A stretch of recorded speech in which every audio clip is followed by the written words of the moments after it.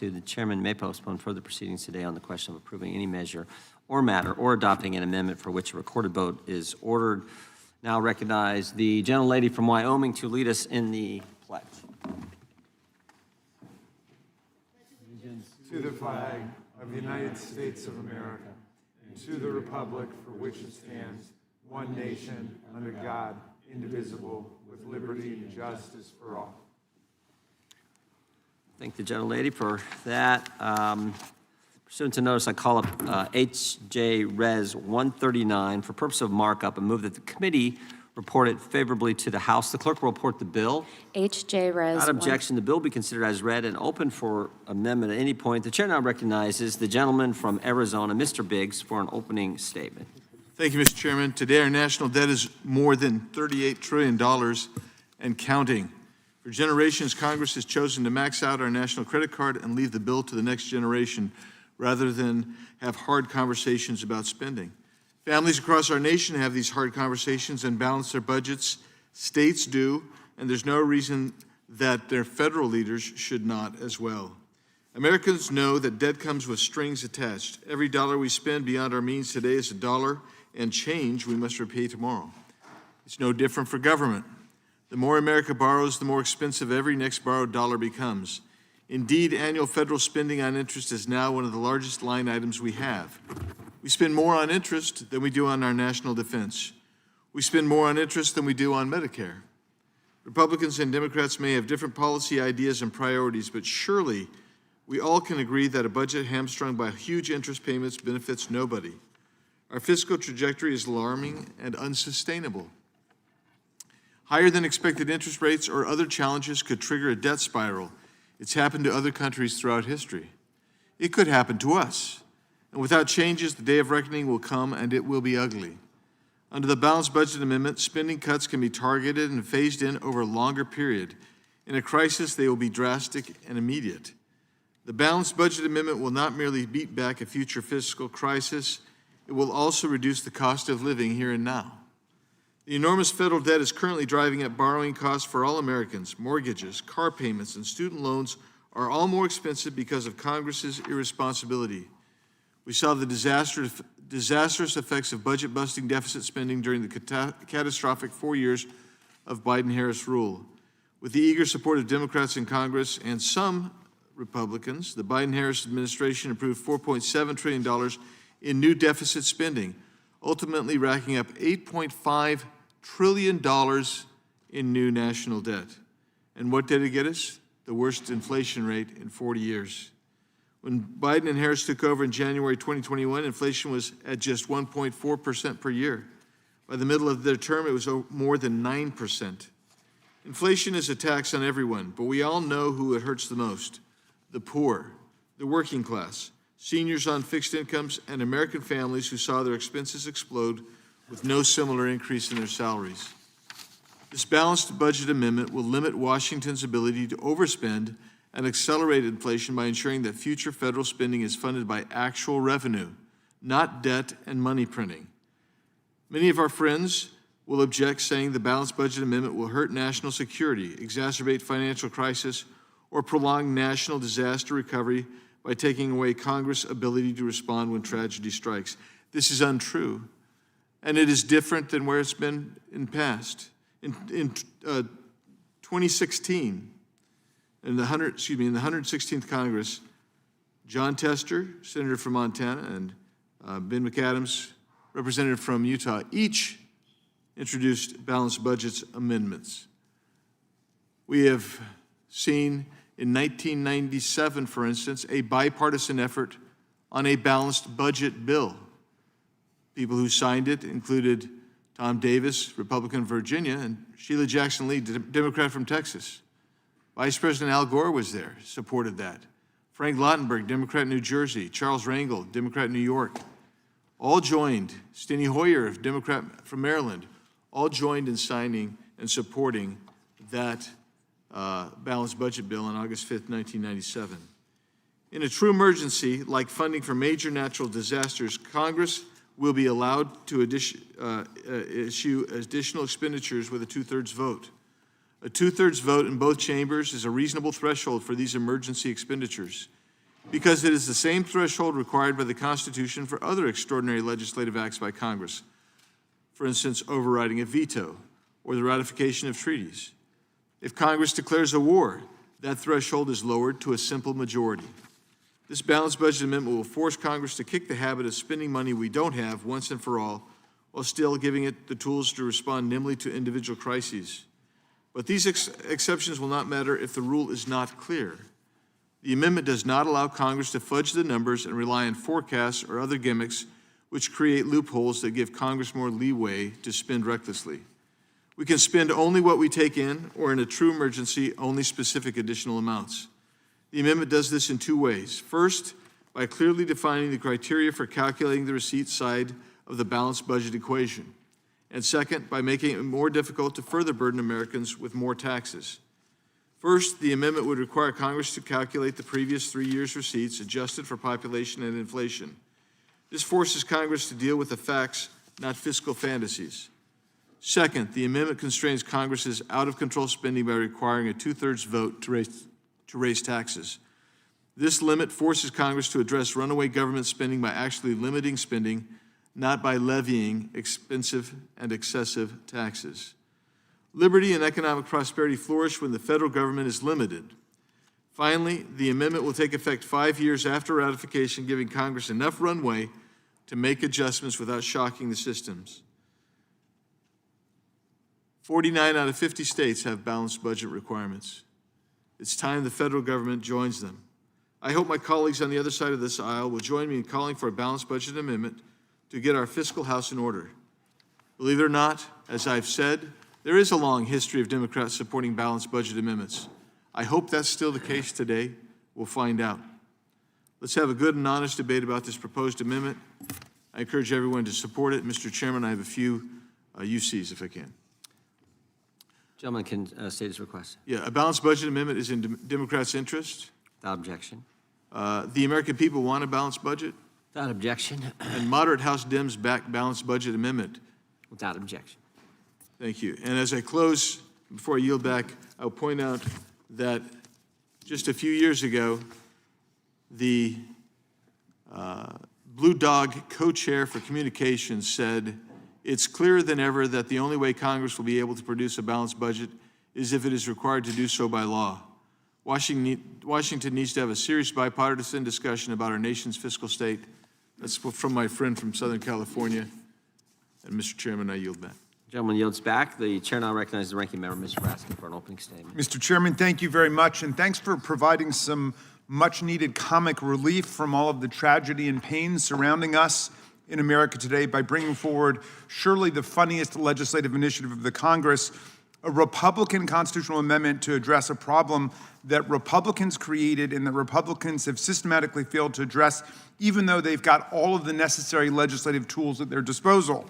I refer, of course, to gigantic runaway federal budget deficits that result from out-of-control Republican spending and stupendously reckless Republican tax cuts for billionaires and giant corporations. But there's no need to take my word for it as a dyed-in-the-wool Democrat. Our colleague, Mr. Roy, at the House Rules Committee meeting preceding the vote on the so-called One Big Beautiful Bill, described it as garbage and pointed out the obvious. If we're going to do tax policy, at least do spending policy. Have the courage and fortitude to do what you campaign on when you're talking about balancing our dang budget. That's right, Republicans control the House. Republicans control the Senate. Republicans control the White House. Republicans effectively control the Supreme Court, and yet they have not once balanced the federal budget or even tried to present a balanced budget for legislative consideration in this Congress. So to cover up for their pathetic capitulation of Donald Trump, who has 6 Chapter 11 bankruptcies to his name, by the way, more bankruptcies than impeachments, although fewer bankruptcies, it's true, than criminal convictions, and to cover up for their unceasing giveaways to the Jeffrey Epstein and Elon Musk class of financial and sexual predators, they now want to start finger painting all over the U.S. Constitution. That's right, they want us to use our Constitution to make them do what they claim they want to do at a time when they already possess the complete power in government to do it. Oh, and in the process, they'll put our entire government for all time in a fiscal straitjacket, so truly responsible leaders, like Franklin D. Roosevelt, for example, won't have the flexibility to deal with real economic crises created by Republicans like Herbert Hoover, Calvin Coolidge, and Donald Trump. The simple truth is that we don't need a constitutional amendment to balance the budget or have responsible fiscal policies. With one-party control of the government and nonstop blather about the importance of balancing budgets, Republicans could simply do it right now if they wanted to. But billionaire rip-off artists like Elon Musk or Peter Thiel or Donald Trump, they don't get rich off of balanced budgets. They get rich when the gangster state opens the spigots of taxpayer money in federal contracts and giveaways for billionaires in the high-flying, rent-seeking corporate class. Republicans have run up historic, corrupt deficits of this Congress and have never once submitted a single balanced budget. They may as well be introducing a constitutional amendment saying that federal agents shouldn't shoot American citizens in the face for exercising their First Amendment rights, or a constitutional amendment saying that federal agents shouldn't strip firearms from people lawfully carrying them under state law in the Second Amendment and then shoot them 10 times simply for disagreeing with Stephen Miller and the president. We don't need a constitutional amendment to force the majority to do the right thing. That's hopeless. We need a new majority. You don't need a constitutional amendment to comply with the law or to do the right thing. You just do it. History proves we don't need a constitutional amendment to budget responsibly. In the 1990s, President Bill Clinton, a Democrat, worked with a Republican-controlled Congress to eliminate the deficit completely, and the federal government ran a huge surplus for several years running without the aid of a contrived balanced budget constitutional amendment cooked up by some political consultant. Clinton bequeathed to his successor, George W. Bush, a $236 billion federal surplus. But history shows that nearly every time a Democratic administration has put our fiscal house in order, Republicans have taken it as an opportunity to pass more giant giveaways for corporations and billionaires and blown massive holes in our budget. For example, the policies of President George W. Bush and his GOP Congress squandered the record federal budget surpluses of the Clinton years on tax cuts for the wealthy and the staggeringly costly forever wars in Iraq and in Afghanistan. 2017, President Trump and a GOP Congress passed a so-called Tax Cuts and Jobs Act, a law that increased the federal deficit by an astounding $1.9 trillion. At the time, no president had ever added more money to our deficit. But then last year, the GOP passed the obscenely ugly profligate law, which will add an unprecedented and jaw-dropping $4 trillion to the national debt because of its obscene giveaways to billionaires with the mega seal of approval. Of course, they paid for just a small fraction of this profligacy by stripping health insurance and food assistance from tens of millions of working-class Americans who are now living with these Marie Antoinette policies that came out of the Trump White House. So, Mr. Chairman, I will only support a constitutional amendment compelling Republicans to finally balance the budget if it also compels them to stop throwing money at billionaires, to crack down on record corruption and profit-taking by their incorrigible president, and to get their private army in ICE to start complying with the Constitution, like the First Amendment, the Second Amendment, and the Fifth Amendment.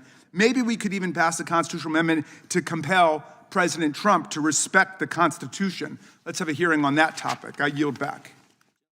Back without objection. Other opening statements, all other opening statements will be included in the record. Who seeks recognition? Move to strike the last word. Gentleman from Kentucky is recognized. You know, I'm all for balancing the budget, but I hate to tell Mr. Biggs this isn't going to work. The threshold for spending out of balance is 2/3. And let me just go through. 2/3 is not a high enough threshold. That's 67%. Let me go through some of the omnibus bills and the percentages by which they passed the House and the Senate.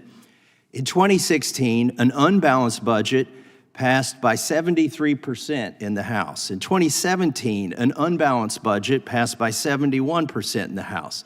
In 2018, an unbalanced budget passed with 83% of the vote in the Senate. In 2019, 69% of the House voted for an unbalanced budget.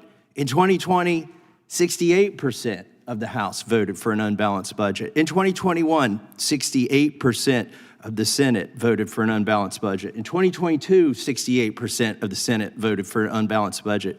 In 2023, 75% of the Senate voted for an unbalanced Well, budget. how could- And in 2024, 80% of the House voted for an unbalanced budget. Just this year in 2026, one of the minibuses passed with 91%, and it's not even close to balancing.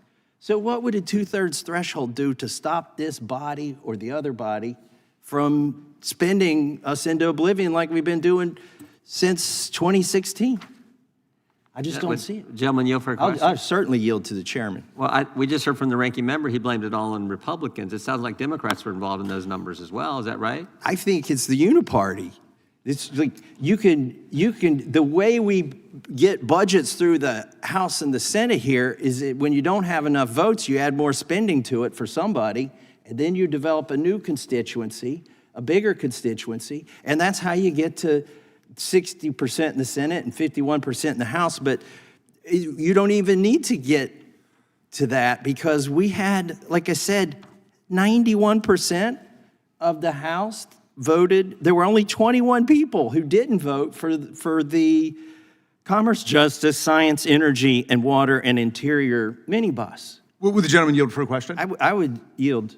What do you make of the example of what happened in the Clinton administration with the Democratic president and a Republican Congress, and the president was determined to come forward with balanced budgets, and there were record surpluses that took place for several years? I'm glad you asked that. I looked at your chart. I was very interested in it. You said Obama's budget, Biden's budget, Trump's budget. The Constitution gives us the power of the budget. We are the ones that spend the money, not the White House. If you want a chart and you want to reflect accurately who is bankrupting this country, don't put the president's name on the chart. Put the Congress, put who was the Speaker of the House at that time. And I think what you'll find is Nancy Pelosi is responsible for over 30% of all the debt ever accumulated in this country today when she was Speaker. Reclaiming my time, there's another problem that I have with this balanced budget amendment, the constitutional amendment. For any year in which there's a declaration of war, it doesn't apply.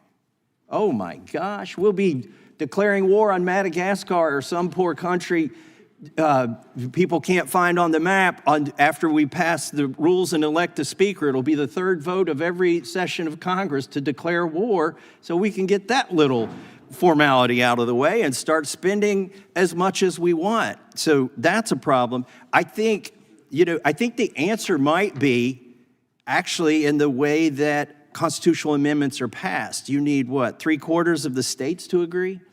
I think a real balanced budget amendment, constitutional amendment, could require the states, 3/4 of the states, to say, you know what, there's enough of an emergency, we're gonna let you guys in Washington spend, because you rightfully pointed out many states have balanced budget, 49 states, and they stick to them. You can't trust anybody up here, Republicans or Democrats, whether who's in the White House or who the speaker is.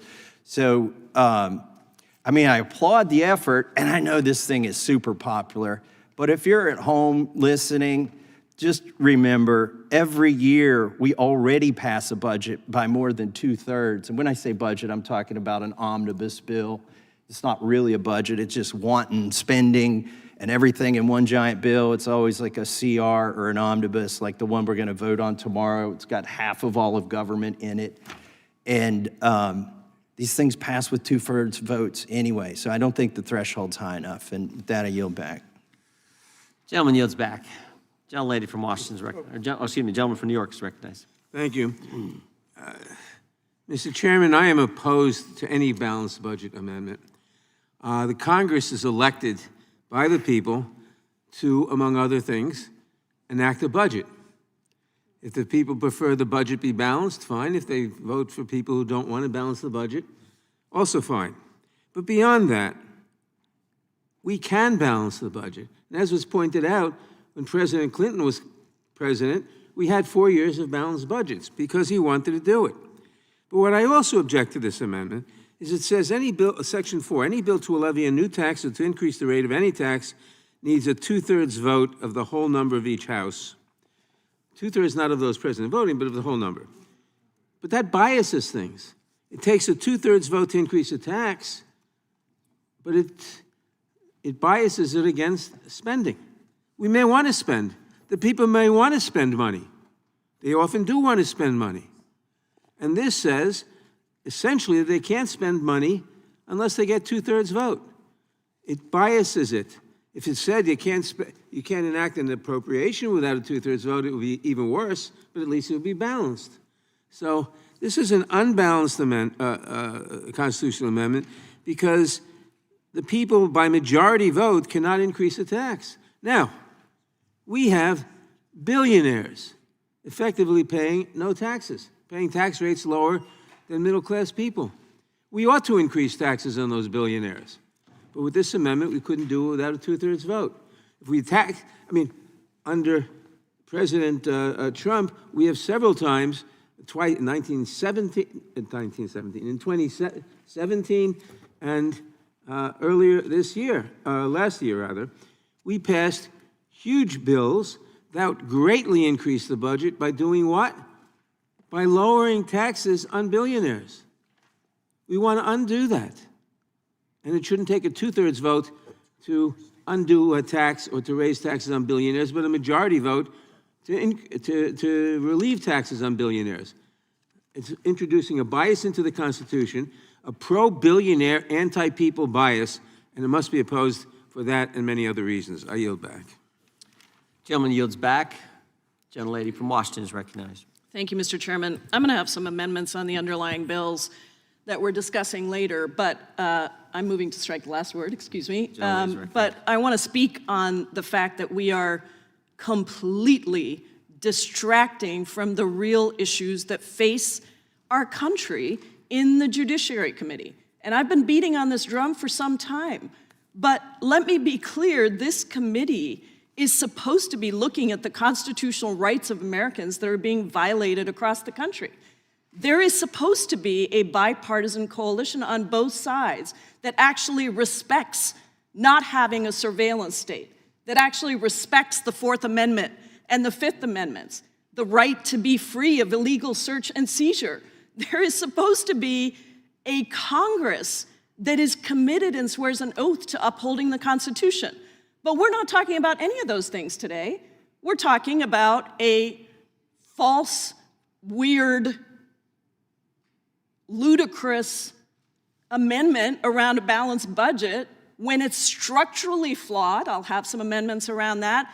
It doesn't allow for you to, it requires a supermajority for you to raise taxes and actually bring in revenue. That's the other side of a balanced budget, folks. There's spending and there's revenue. But this one says, no, you can't raise revenue.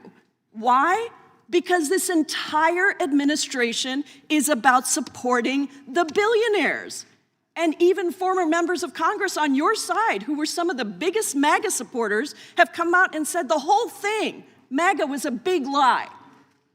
Because they're recognizing that the only people that are getting rich right now are this tiny group of people, including the President of the United States. So there's structural problems with this, some of which I agree with Mr. Massie on, some of which I don't. There's the fundamental issue that this president, with your compliance, don't talk to me about Congress being responsible for authorization of funding. This Republican Party, for the most part, there are a few people who have dissented, and I respect them, have put absolutely no controls on the President of the United States. There are a couple people that raise concerns every once in a while. They fold quickly. It's become a sport on our side to see how quickly people who originally raised concerns fold. That's what's happened. You've given over all authority of Congress and our Article I powers to the president. You don't question him. You don't speak out against him. You don't stop anything that he's doing. And then on top of that, you stole from the taxpayers in your big bad betrayal bill to give $175 billion to ICE and CBP. And you know what ICE and CBP are doing across the country? Masked agents dragging elderly people out of their cars. ICE and Border Patrol agents recklessly deploying chemical weapons in residential neighborhoods, including by schools, on kids. A 2-year-old child left alone in a car in my district after ICE arrested his father. People exercising their First Amendment rights to peacefully protest and being dragged out of the car, shot, and murdered with no independent investigations. And in fact, the people who are supposed to conduct the independent investigations coming out and saying they did absolutely nothing wrong, contrary to what every American across the country sees with their own eyes. The kidnapping and disappearance of 5-year-old Liam Conejos Ramos, who was used as bait to get his father, who, by the way, was in legal immigration proceedings here in the country. ICE designating detention cells specifically for U.S. citizens. Active duty service members having their parents arrested and deported. Children as young as 2 years old detained in family detention camps. The highest number of detention deaths in 2 decades, with 37 deaths just since Donald Trump took office. Immigration agents lawlessly ramming down doors without a judicial warrant. What is wrong with my colleagues on the other side? Are you going to allow this to continue while you try to distract us with some other cover-up, some fake balanced budget amendment, some bill that targets trans kids? Is that what you're coming to now? Because we've worked together on surveillance and privacy. But are you speaking out against the constitutional violations that are happening right now that you should be against? I will have amendments on the underlying bills, but I just have to say, Mr. Chairman, I don't understand what we're doing in this committee. I yield back. We're completing the markup we began a couple weeks ago is what we're doing on, the chair now recognizes gentleman from Virginia. Thank you, Mr. Chairman. Move to strike last word. Gentleman's recognized. I won't waste time responding to the lies, really, of the gentlelady from Washington when she claims that people who... Chairman, you're undermining. The gentleman needs to take down his words. I have a point of order. I have a point of order. I request that the gentleman take down his words. He is, or withdraw them. They're telling me to withdraw them, but I would demand you take them down. Committee will suspend. Don't call me a liar. I will restate... Do not call me a liar. I will restate... You better. The time belongs to the gentleman All right. from Virginia. The gentlelady is not being truthful when she says that people are Mr. Chairman. peacefully protesting... Mr. Chairman. ...when they are interfering with ICE enforcement of the law. You can't impugn the intent of a member. The time You belongs... are misstating the facts. The time Are you belongs... withdrawing? The No. time belongs to the gentleman from do not withdraw. Virginia. I think he has said that he restated it and said that you weren't being truthful versus the word that was used prior. The time belongs to him. The gentleman from Virginia is recognized. I want to focus on the issue at hand, which is not weird, which is not ludicrous. When you are $35 trillion in debt, that's serious. In fact, that is the most serious issue facing the future of this country. We desperately have to address the fiscal imbalance that has been created by both parties, by both ends of Pennsylvania Avenue, over the last several decades. And the gentlemen who have spoken, and the gentlelady who has spoken, said it correctly in that we, as a body, have responsibility, but we haven't been able to exercise that self-control to address it.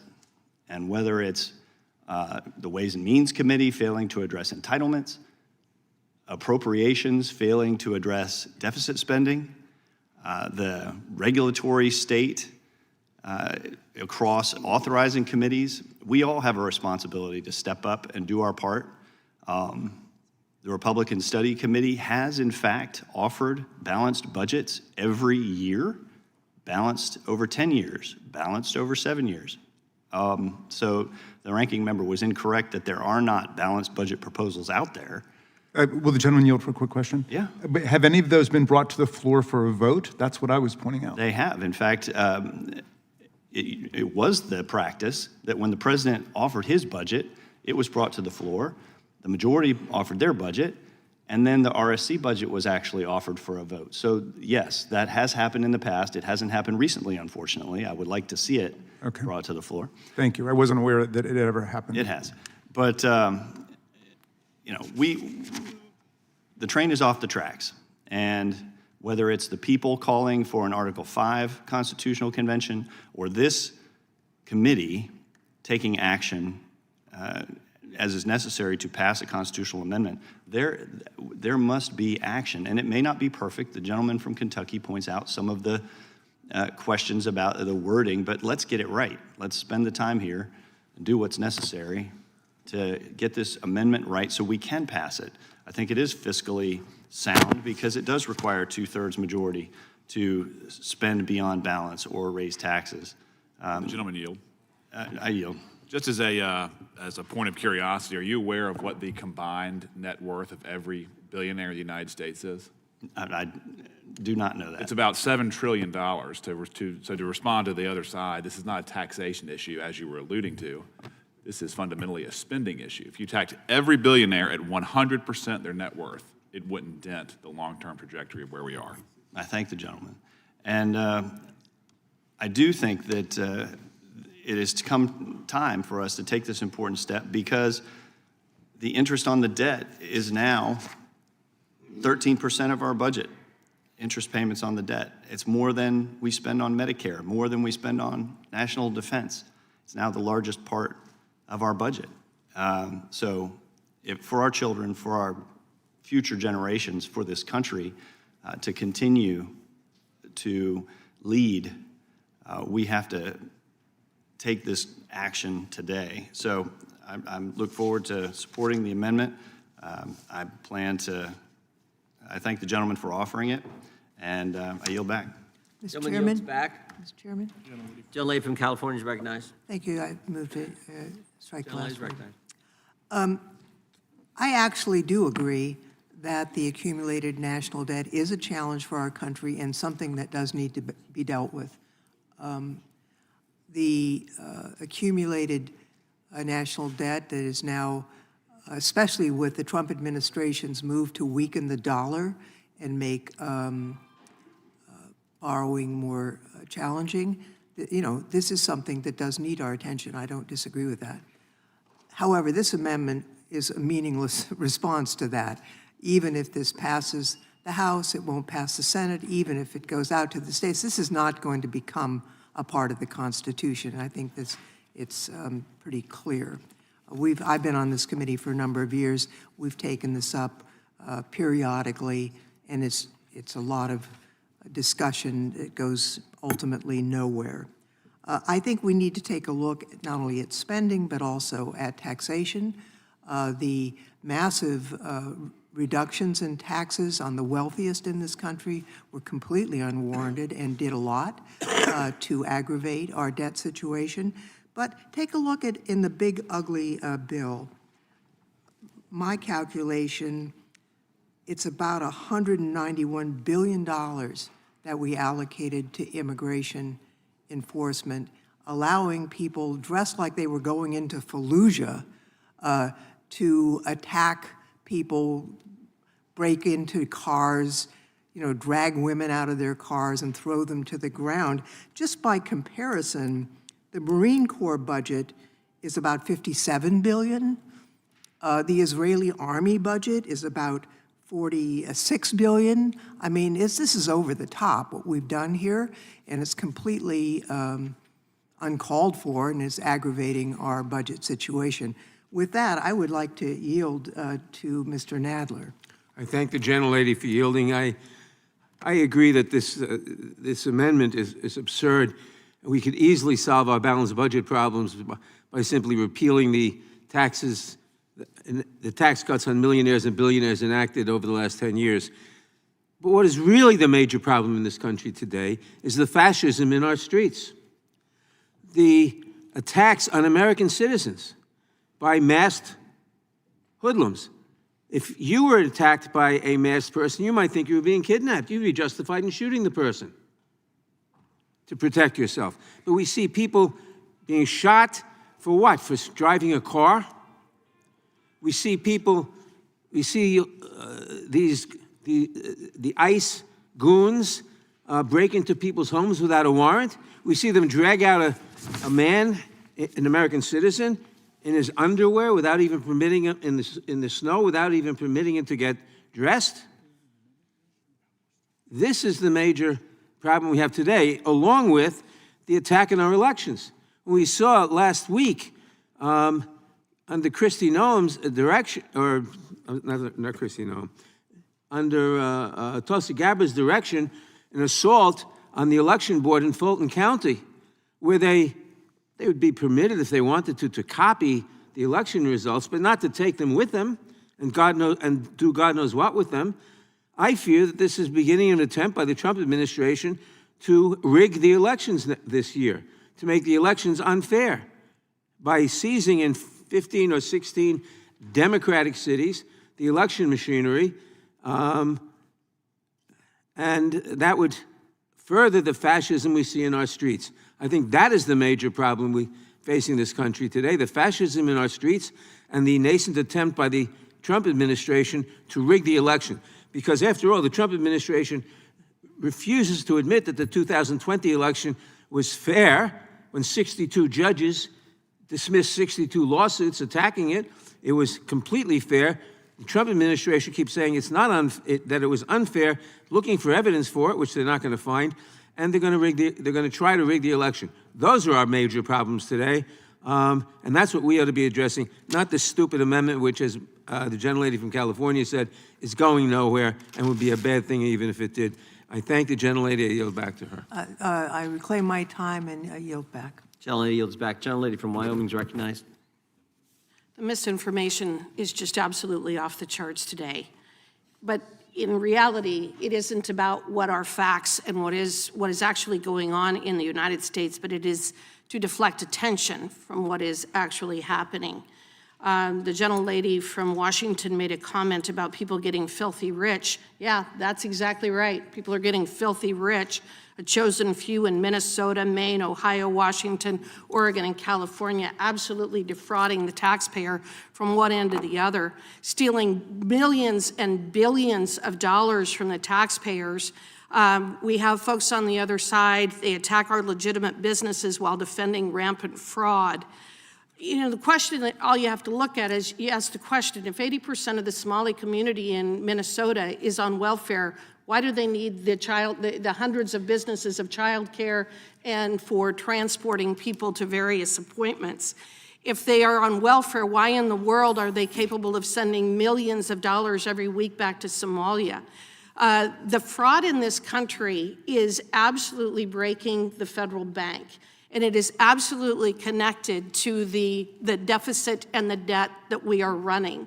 It is critical that we get a hold of this spending, that we not only complete the investigations and hold people accountable for the fraud that is taking place in these communities in these states, but that we also look at what the federal government is doing and how we're spending the money. How is that money getting to these groups and these organizations to commit the rampant fraud that we've seen that has been exposed over the last couple of weeks? I think that it's fabulous that we're actually having the discussion. We're talking about trying to control spending. The other side is talking about taxing more and spending more. That isn't the solution, and it's not how we're going to dig ourselves out of this hole. I support this bill for the reason that it is a step in the right direction, coupled with all of the other work that we're doing, attempting to expose the manner in which people have been abusing the taxpayers in this country for the last couple of decades with the rampant fraud that we're seeing in primarily Democrat-run cities and states. With that, I yield back. Yes, I will yield. Thanks. I thank the gentlelady for yielding to me. This amendment, I find it intriguing that folks sitting across the aisle have said this is absurd, it is stupid, it is silly, it is a fool's errand. What they care about is spending more without any inhibition, without any constraint, without any reflection. It is a whole series of 25 years of national security advisors from both parties who have said the number one existential threat to the United States of America is the out-of-control spending and the national debt and the growth in the national debt. When I was quoting an individual earlier, I was quoting our own colleague from California, Mr. Correa, who said, "It's clearer than ever that the only way Congress will be able to produce a balanced budget if it is required to do so by law." He said that. I think he's right. When my colleague from my side of the aisle says, well, this will never work because routinely more than 2/3 vote for unbalanced budgets, he's right. When the Democrats say, hey, the Republicans are at fault, I say both parties are at fault. Both parties are at fault. Both parties have been profligate and unwise stewards of the taxpayers' money. But it appears today that there's only one side that even wants to consider what to do and what to take a long-term view. Because the other side is like, oh, hey, whoa, we don't want to talk about that. We will deflect any way we can, just so we don't have to talk about the terrible, terrible trajectory we are on. And that's too bad. It's too bad. Because this amendment would actually, I think, take us a long way down the road if we could get it passed to being a little bit more fiscally responsible. Even in the states where 49 out of 50 have balanced budget amendments, you have states that manage to be profligate and mismanaged. I think of California, which has a massive amount of structural deficit and debt.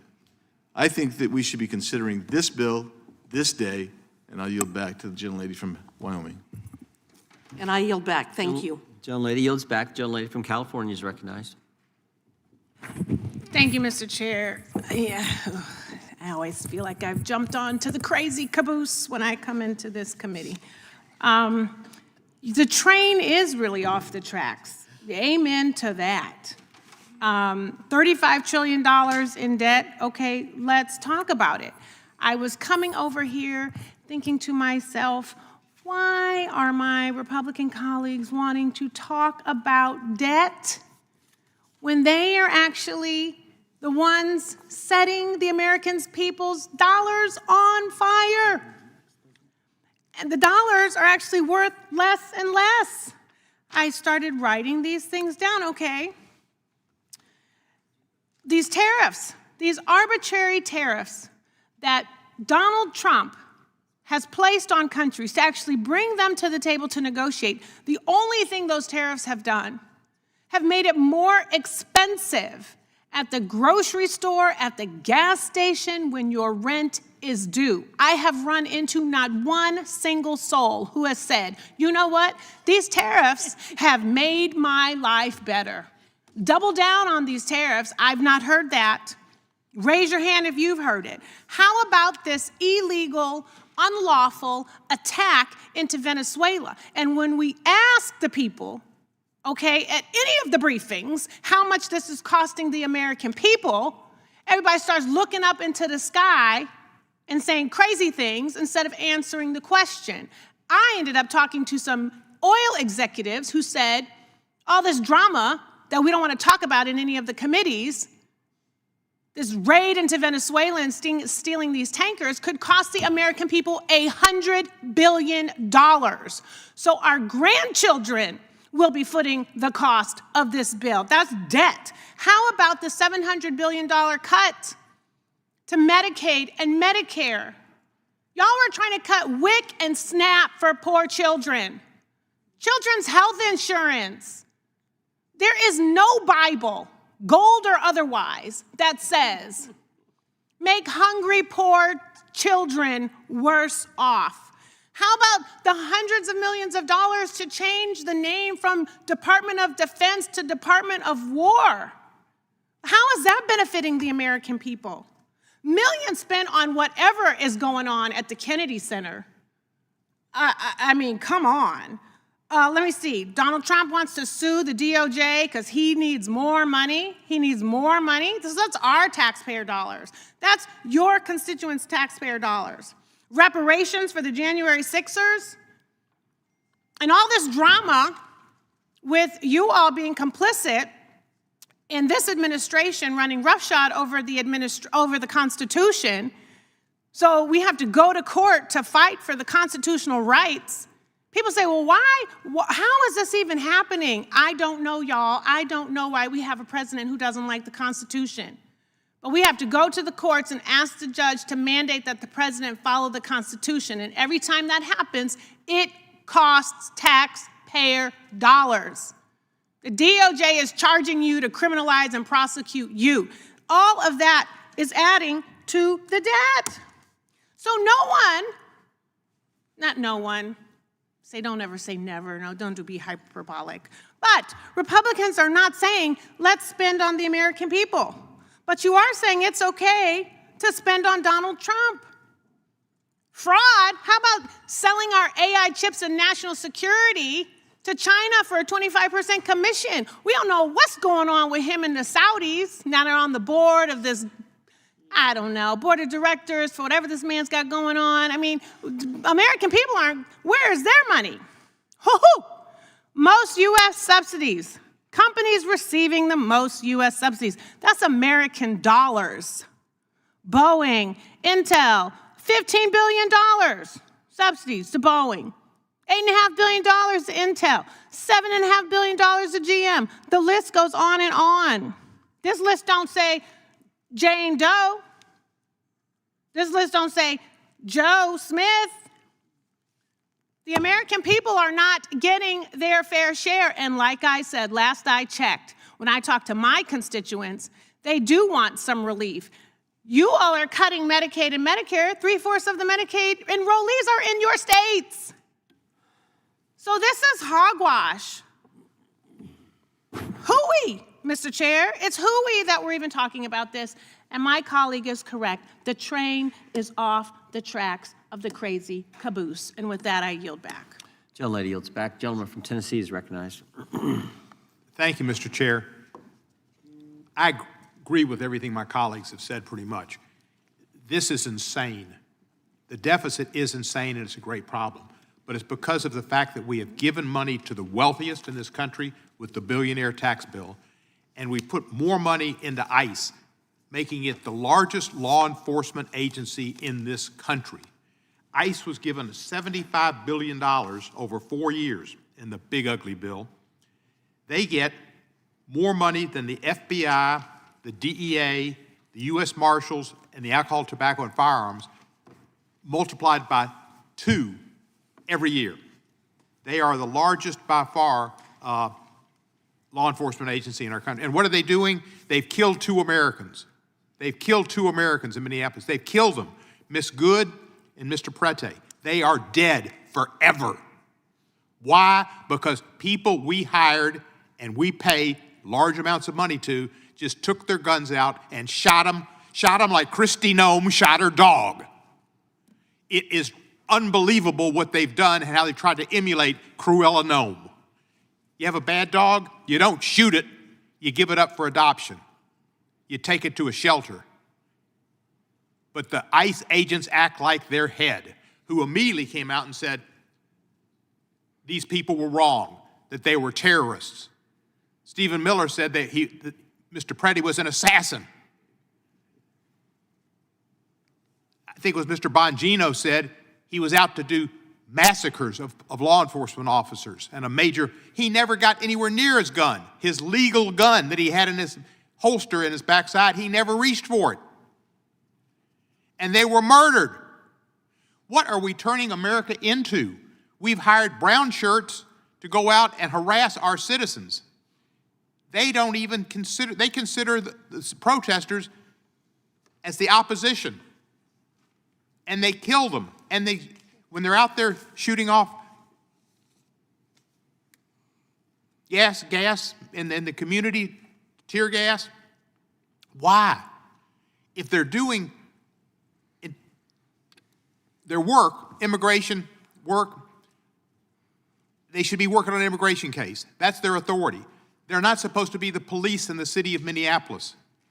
And they're not doing immigration work when they're lined up and firing off their tear gas and grabbing people in the streets. Why they're doing that is beyond me. When they grabbed those two ladies that Mr. Preddy went to help, what were they doing? They were doing Minneapolis-St. Paul police work. They're not allowed to do that. And people come out like Stephen Miller and Cruella Nome and Donald Trump and Bongino, or whatever his name is, and they criticize these people and defame them before they're even in the grave. We've got a messed up set of priorities in this country.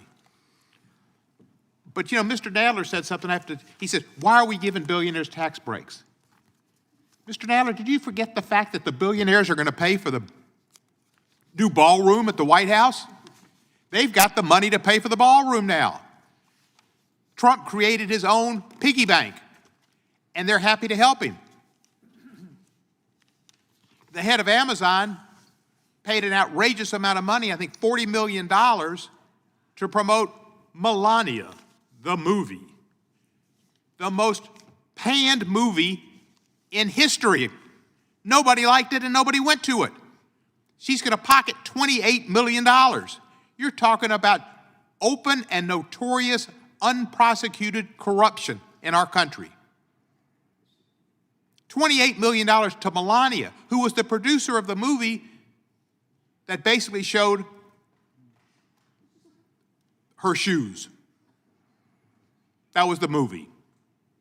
Will the gentleman yield for a question? Yes. So you mentioned the bulldozing of the White House and the billionaires paying for the reconstruction. And that the Kennedy Center, Donald Trump just announced, is going to be closed for 2 years because none of the artists and musicians will go there anymore because some graffiti artist working for Donald Trump slapped his name on it. It's called the Trump Kennedy Center, even though Congress never did that. What about all the money that's going to be wasted over the next 2 years? They're talking about bulldozing the Kennedy Center. We're about out of time. You're exactly right, Mr. Raskin, and it pains me. John Kennedy inspired me to get into government. I lived through the assassination on television. It pains me to this day to hear about it. That building was built by Congress as a memorial to John Kennedy, an assassinated martyr of this country and a great president who was assassinated. And for Donald Trump to close it and put his name on it is a sacrilege and unbelievable. It's a narcissist out of control. I yield back the balance of my time. Gentleman yields back. The gentleman from California is recognized, Mr. Clay. Thank you, Mr. Chairman. First of all, Mr. Biggs, thanks for quoting me. I'm not quite sure where that came from, but you and I talk a lot. It's fine. But I actually want to say that I agree with Ms. Hageman. All of us want to go after fraud, waste, and abuse. But let's just not go after the blue states. Some of the blue states are actually net donors to the federal government. California, for example, gives $80 to $100 billion every year in federal taxes, more than we get back on an actual basis. So we also want to see some of that money back, and frankly, we don't like fraud, waste, and abuse. But like Mr. Massie has said, if we really want to get to the heart of this, both sides have to sit down and figure this out. Get rid of fraud, waste, and abuse? Yes. Get rid of unwanted wars, these undeclared wars, these ventures, which I believe are not free, but very expensive since we are using some of the best military technology in the world. But let's sit down and figure this out, folks. Leaving our children with massive debt, massive interest on the debt is probably close to being our biggest expense now at the federal level. We want to do this, let's do it right, and let's not talk about it. Again, we just funded ICE in a way that's unbelievable here. Why don't we cut back on that ICE funding? Send the money down to our public safety officers that all of us trust, that all of us know are trained to deal with local issues. My colleagues have talked about 2 Americans being killed by ICE. Those are the ones you know of. I'll tell you a bunch of other stories in my district of people losing their eye, getting beat up, getting arrested for a couple of hours, getting arrested for a few days. American citizens breaking into their homes, no warrant. American citizens whose telephones are being tapped without any warrants. American citizens getting beat up. You don't hear about them because there's just too many stories. And frankly, a lot of them are very concerned, very afraid to speak out. Let's cut down the debt. And more importantly, let's talk about defending the constitutional rights of American citizens first and always. Would you yield, please? Of course.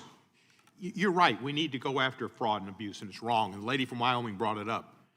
But you know, Trump has pardoned at least 10 people who have committed frauds of over $80 and $100 million, convicted by juries and or pled guilty.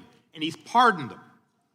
And he's pardoned those people who owe restitution to American citizens for the fraud in health care, for fraud in housing, for fraud in financial disputes.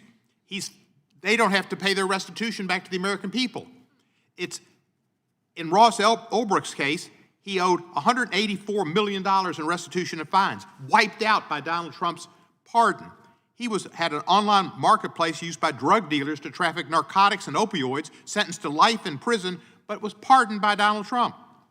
Jason Galanis, serial fraudster and con man, sentenced to 15 years in prison for his $80 million fraud scheme against union pension funds and Native American tribes, pardoned. And his $84 million in restitution he owed to union workers and Native Americans, eliminated. Paul Walzak, a tax criminal, withheld more than $10 million from paychecks of his employees to conduct his lifestyle, lavish lifestyle, sentenced to 18 months in prison, $4.4 million in restitution, pardoned after his mother donated $1 million to Trump at Mar-a-Lago. Todd and Julie Chrisley were granted pardons by Trump after their daughter spoke with the RNC and argued their parents were victims of political prosecution. No, they were not. They were convicted by a jury, and they ignored the fact that they were indicted during the first Trump administration. Trump fully pardoned them, and their $22 million they owed to victims of their tax fraud and tax evasion schemes wiped out. So go after the fraud. Bob Dylan said, you steal a little, and they send you to jail. You steal a lot, and they make you a friend of the king at Mar-a-Lago. I yield back.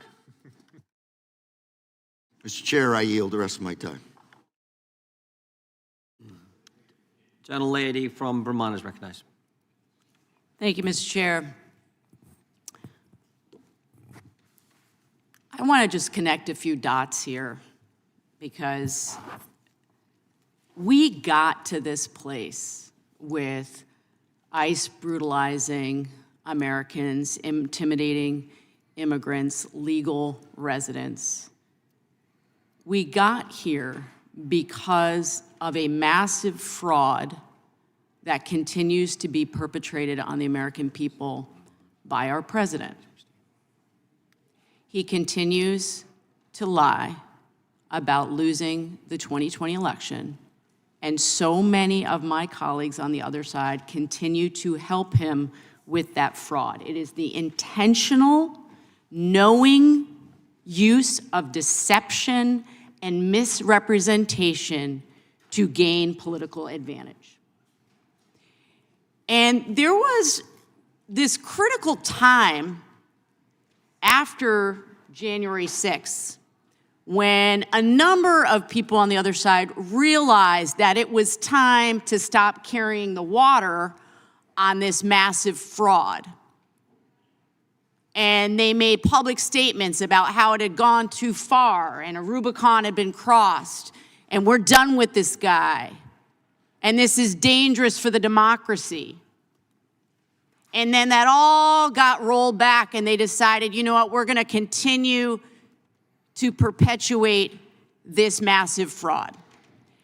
And so many, I mean, this is the piece that I get asked about every time I'm back in Vermont. And last week I was there for, like all of you, for a district work week, had a massive town hall, and I get asked afterwards, how is it that our Republican members of Congress that are supposed to represent their constituents continue to perpetuate this massive fraud on their own constituents, that this president won an election when so many cases were dismissed? And in fact, Trump's own people said this was the safest, most secure election in American history. His own people said that. So we sit here and we're asked to forget all of that. That actually the reason why we're here and the reason why $170 billion were passed in the big, beautiful bill this summer is because my colleagues on the other side refused to say no to this man. They refuse to say no, even when they know that it is corroding the very fabric of our society and our government. Because when you prop up a lie like this year after year after year, then the American people can no longer trust their government at all. And that is what we saw after the deaths of Renee Good and Alex Pretty. We had people in the administration, before they even knew what happened, standing in front of cameras, continuing to lie. And people now say, we can't trust the government at all. This is what has been created because so many of you would not be honest about what happened and continue to not be honest about what happened. And I just cannot pass over that. Time belongs to the, time belongs. This is my time. Time belongs. This is my time. Time belongs to the gentlelady. We had this little discussion I have never earlier. said. Time belongs to the gentlelady from Vermont. Gentlelady can continue. I find that there is constantly fragility. That's what we're talking about here. And it often happens when I am talking. I have found. Have you found that? Yes, ma'am. I often find it happens when I am talking. I see that the ranking member may have things to say, and I have a question for I'm you. happy to, yes. I have a question for you.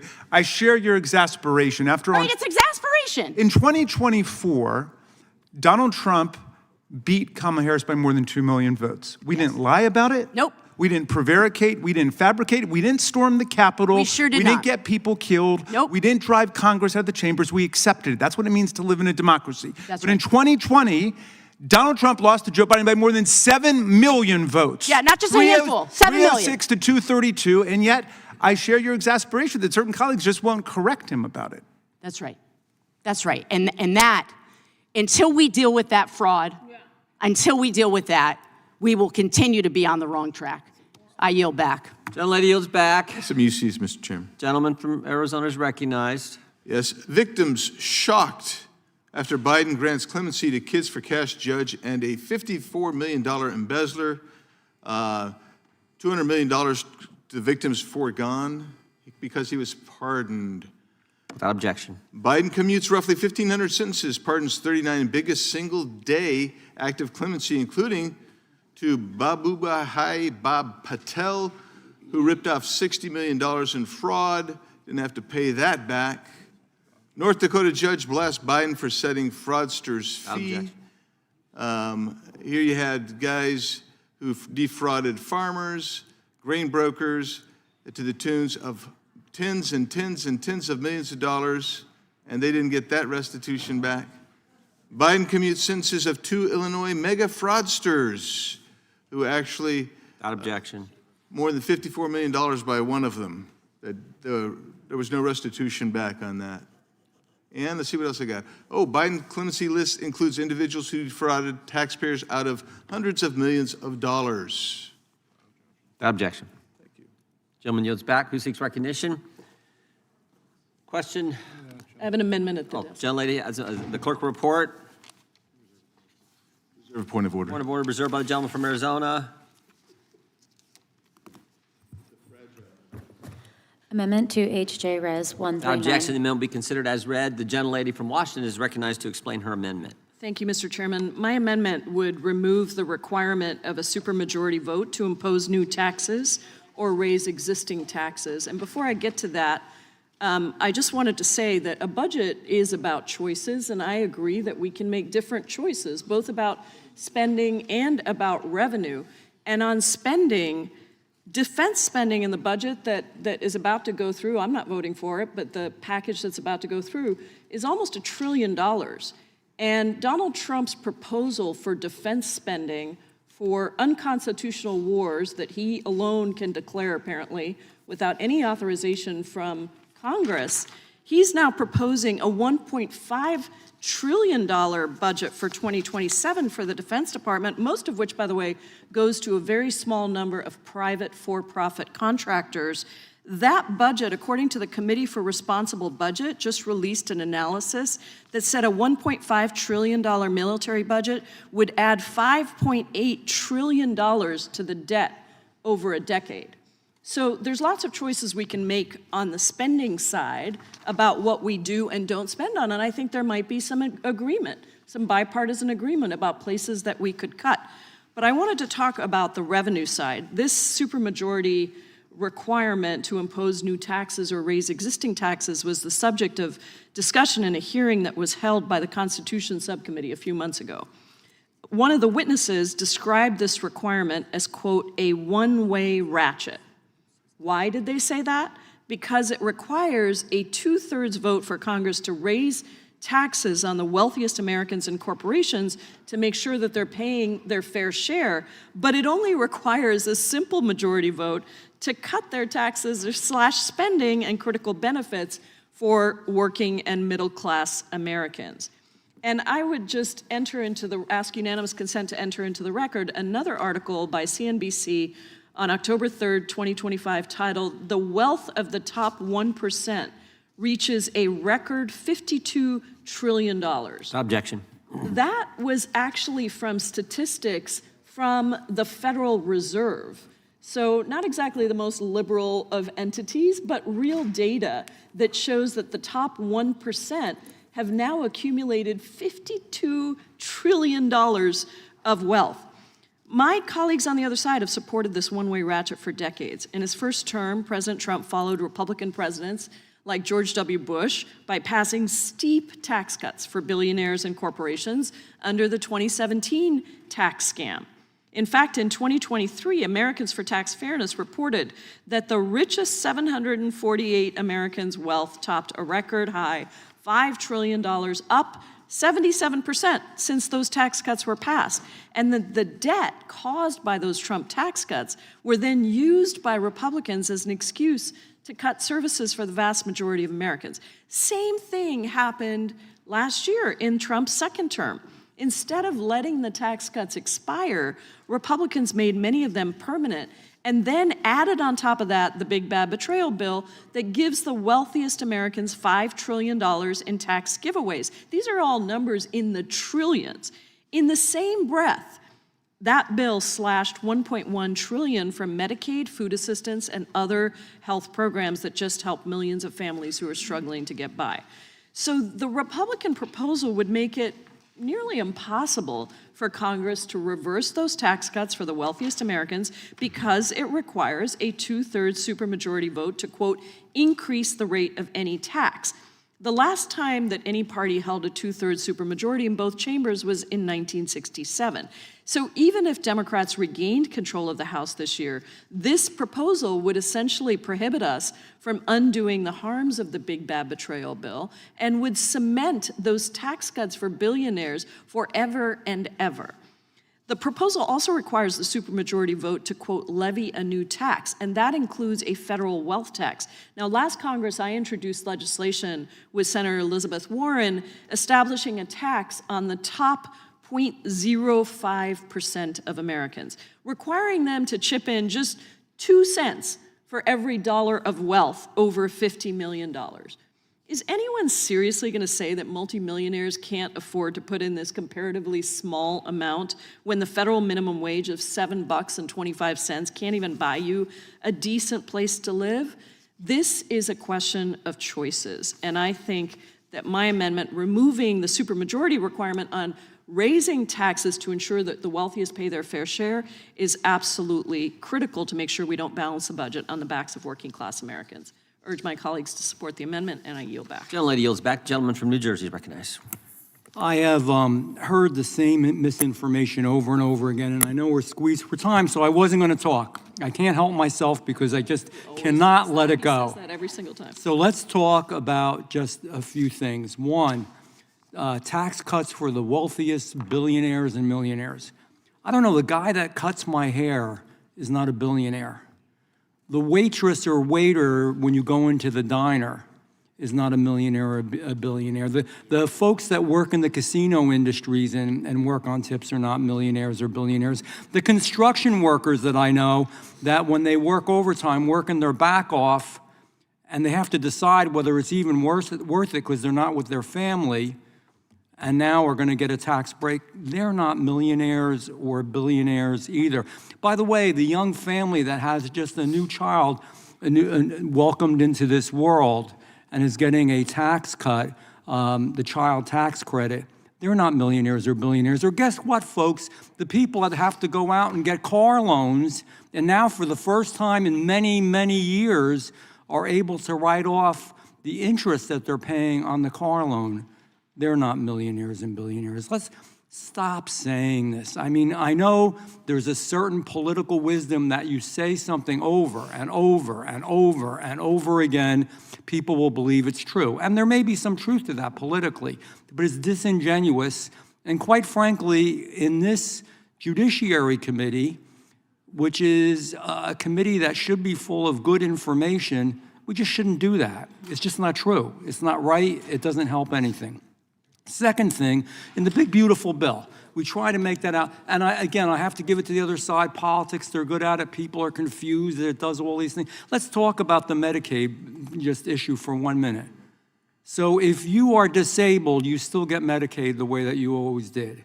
If you are a young family, if you've got children, you do. If you're a senior citizen, you do. Almost everybody does. But if you're single, young, healthy individual, and you can work, yeah, you've got to work 20 hours a week. Guess what? Most Americans are working more than 20 hours a week. Or if you don't want to do that, you can volunteer. You can go to the Humane Society and pet dogs. Or if you don't want to do that, you can get on the computer and work increasing your education, get your GED or learn a trade or get your a college degree or whatever it is to learn to be productive. All of these programs are to help people that are in need or people that need a hand up, but then you want to make them part of productive society. So let's tell the truth. And that's why I'm speaking up now, because for the few folks out there in the real world that listen to this, I don't want them to be misinformed. And the other side is misinforming them. With that, Mr. Chairman, I will Will you yield to me? Yes, I will yield. I appreciate the gentleman yield. I just want to echo what the gentleman said. I think this resolution from the gentleman from Arizona is exactly on target. Letting families keep more of their money is a good thing. Letting moms and dads spend their money on their kids, their family, their goals, their dreams is a good thing, and making it tougher for government to take their money in the first place is a good thing as well. And that's why I oppose the amendment and support the gentleman's resolution. With that, I yield back to the gentleman from New Jersey. Can I have do you have your time, Mr. Van Drew?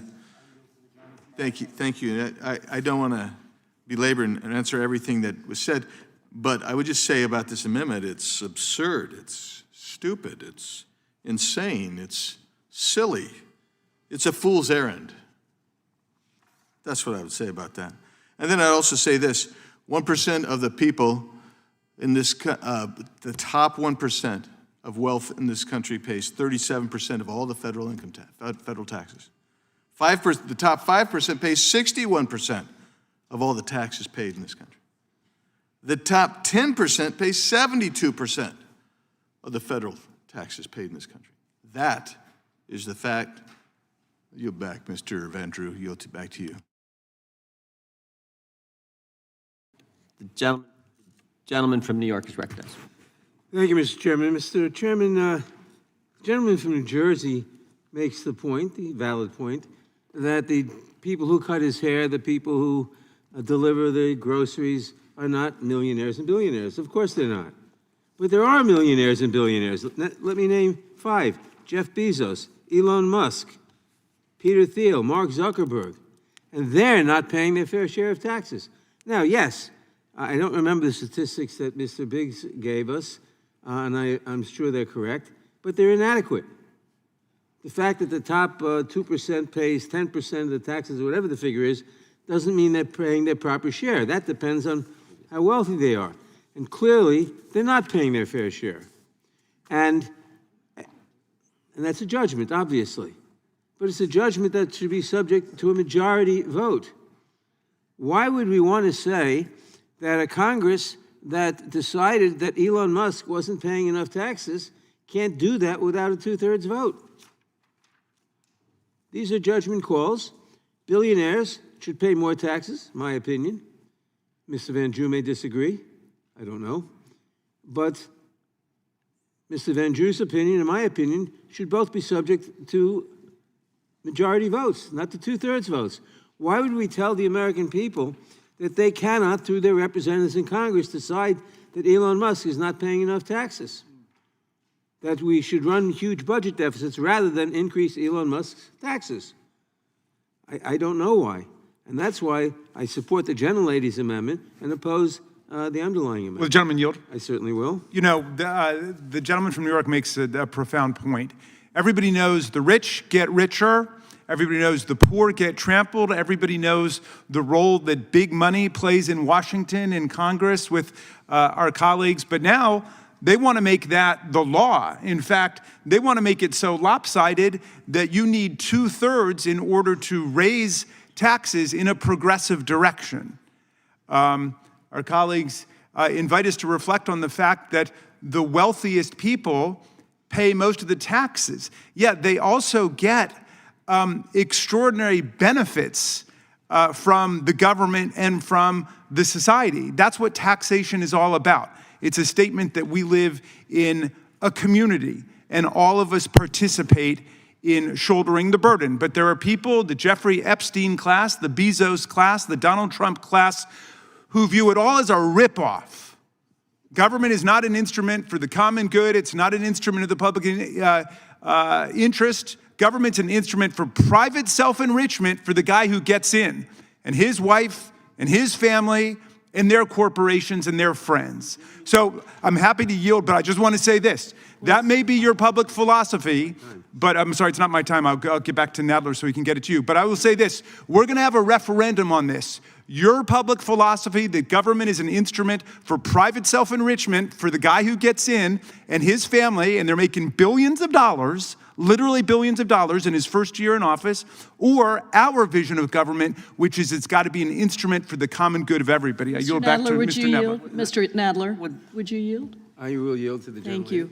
I just wanted to say that we can have a discussion about how much is actually going to working people versus the millionaires and billionaires. I'll tell you, under the Big Bad Betrayal bill, the average family earning less than $50,000 will get about $1 a day in tax cuts, which is completely overturned by how much more they have to pay for health care because Medicaid was slashed, the tax credits were taken away, all the other ways in which their costs increase. Meanwhile, the average tax filer earning $1 million or more a year would receive about $90,000 in tax breaks. So I think if you're going to give crumbs to working people and tell them to be grateful for it, I think a lot of people are not going to want to do that. That's why that bill was so unpopular. But on top of that, we're saying don't have a different threshold for looking at spending versus revenue. Why cement in a 2/3 threshold for anything that involves tax breaks for the wealthiest and making the wealthiest pay their fair share, but then you're fine with just cutting spending for healthcare or energy assistance or housing or anything else? That doesn't make sense. So my amendment says, let's at least make the thresholds the same, because what you did in this current form of the bill is you said you need a supermajority to raise taxes on billionaires who have already got that's the wrong one. Already got $52 trillion of wealth. So why are you protecting them? That's the question I have for you. Why not actually champion working families? Time of the gentlelady has expired. Chairman, I yield back. The gentleman yields back. So does the gentlelady and the gentleman, do they support making it tougher to raise taxes on the barber that cuts Mr. Van Drew's hair? Because that was his point. Well, do you want me to respond to that? Sure. look, if you want to have a real discussion about how to cut taxes for working people and make sure that they can afford the expenses they have currently, we should do that. It's a yes or no, but the simple answer, do you support making it more difficult to raise taxes on working class families, on small business owners? That was Mr. Van Drew's point. That's the point of the bill, making it more difficult to raise the taxes on small business owners and families. Mr. Chairman, do you know that the recent New York Times Siena poll says that 60% of Americans today cannot afford education, that 55% can't afford It sounds like you don't support raising taxes on those families. I don't, yes, I make it harder to raise taxes on those I believe that we actually have to support the fundamental expenses that Americans need to absorb around housing, around healthcare. We got to go vote, but I will yield any time that I have to the gentleman from New Jersey on this. I thank the chairman. You know, over and over again, I've seen this. I'm a high tax state, New Jersey. I see it everywhere. There's this discussion of progressive tax, that the rich should pay their fair share. I agree. But you know who gets hit every time? And go out into the street and talk to them? The middle class. We talk so much here, and we should, it's good, about the poor and about the very wealthy, the very poor and the very wealthy. The people that make everything happen in this country to a great degree, who work, the people that build your buildings, build your cars, fix your roads, I can go through the list. They're middle-class, hard-working people, and if you told them, well, with these progressive taxes, we only increase the taxes on the wealthy, we don't want to hurt the middle class, they're not going to buy it, because the middle class gets hit every single time, whether they're middle, upper middle, or lower middle, the working class people. And I've said this before, and I'm going to be outspoken about it. The people at the very bottom are kind of getting helped. Maybe you have some points about the people at the very top, but the people in the middle, our working people who make this country go, are getting screwed every time. With that, I yield back to the chairman. Gentleman yields back. The committee will stand in recess.